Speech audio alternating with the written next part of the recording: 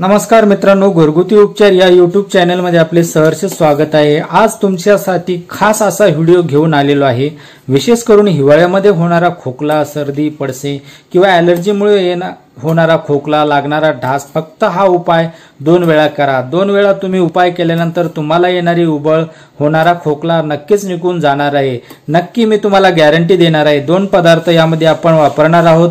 दोन्ही पदार्थ तुमच्या घरामध्ये सहज उपलब्ध होतात आणि नक्की हिवाळ्यामध्येच खोकला का होतो याचे देखील मी कारण या व्हिडिओमध्ये सांगणार आहे मित्रांनो।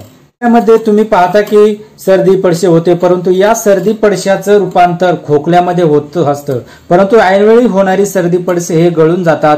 मात्र हिवाळ्यामध्ये हे सर्दी पडसे जे आहे ते गोठतं आणि त्याचा कफ तयार होतो आणि तो छातीत तसाच दबला जातो आणि मग या कफाला प्रतिक्रिया म्हणून जे आपलं शरीर आहे ते खोकला उत्पन्न करतं, ज्याद्वारे कफ बाहेर पाडण्याचा प्रयत्न करतो आणि मग त्यालाच आपण खोकला म्हणतो। मात्र हा खोकला कधी कधी इतका असह्य होतो की उबळ येते, ढास लागतो, रात्री झोपताना विशेष करून खास त्रास होतो। हा त्रास कमी करण्यासाठी आपण आजचा हा उपाय पाहणार आहोत। तर मित्रांनो, या उपायासाठी हे जे मी कफ सिरप तयार केलेला आहे, तर या कफ सिरपचं वयोगटाप्रमाणे मी तुम्हाला माहिती देणार आहे। त्याप्रमाणेच तुम्हाला याचं दिवसामध्ये किती सेवन करायचं आहे हे पाहण्यासाठी व्हिडिओ शेवटपर्यंत पहा आणि मी सांगत असलेली माहिती मित्रांनो तुम्हाला जर आवडत असेल तर कृपया एक लाईक करत चला तर कृतीला सुरुवात करूया।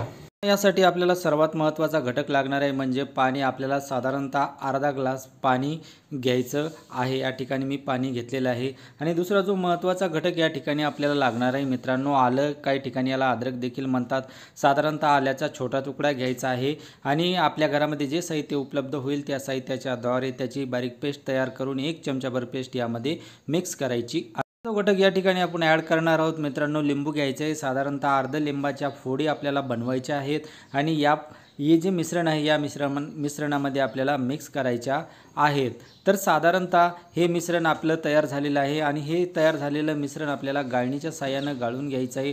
पाहू शकता या ठिकाणी मी गाळून घेतलेलं आहे आणि या मिश्रणामध्ये कोमट झाल्यानंतर आपल्याला साधारणतः जे आपल्या घरामध्ये किंवा ब्रँडेड कंपनीचा असो किंवा कोणत्याही कंपनीचा 1 चमचाभर मध मिक्स करायचा आहे। तो कोणत्याही कंपनीचा असला तरी चालतो आणि मध मिक्स केल्यानंतर मित्रांनो हे मिश्रण व्यवस्थितपणे आपल्याला एकजीव करून घ्यायचं आहे आणि एकजीव केल्यानंतर या मिश्रणामध्ये आपल्याला शेवटचा आणि महत्त्वाचा घटक ॲड करायचा आहे, अर्धा लिंबू। अर्ध्या लिंबाचा पूर्ण रस यामध्ये आपल्याला मिक्स करायचा आहे। मित्रांनो, अशा पद्धतीने आपलं तयार झालेलं कफ सिरप आपण काय करायचं आहे की फ्रीजमध्ये व्यवस्थितपणे ठेवून द्यायचं आहे। साधारणतः 4 दिवसापर्यंत याचा वापर तुम्ही करू शकता, कारण ज्यावेळेस तुम्हाला हे घ्यायचं आहे त्यावेळेस याला कोमट करायचं आहे आणि त्यानंतरच त्याचं तुम्हाला सेवन करायचं आहे।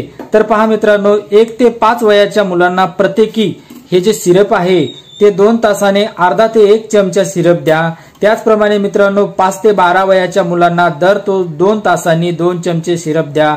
12 वय आणि त्यापेक्षा अधिक वयाच्या मुलांना दर 4 तासांनी 1 ते 2 चमचे द्यायचं आहे। अशा पद्धतीने याचा तुम्ही वापर करू शकता मित्रांनो। सहजपणे आपल्या घरामध्ये उपलब्ध होणाऱ्या 2 वस्तूच्या सहाय्याने मी हे बनवलेलं आहे आणि यासाठी तुम्हाला कोणताही खर्च करण्याची आवश्यकता नाही। दवाखान्यात जाण्यापूर्वी जर तुम्ही हा उपाय केला तर तुमचा सर्दी, खोकले, पडसा कायमस्वरूपी निघून जाणार आहे। तर मित्रांनो, मी आशा करतो की व्हिडिओ जर तुम्हाला आवडला असेल लाईक करा, शेअर करा आणि अशाच प्रकारचे व्हिडिओ पाहण्यासाठी आमच्या चॅनलला सबस्क्राईब करा। धन्यवाद।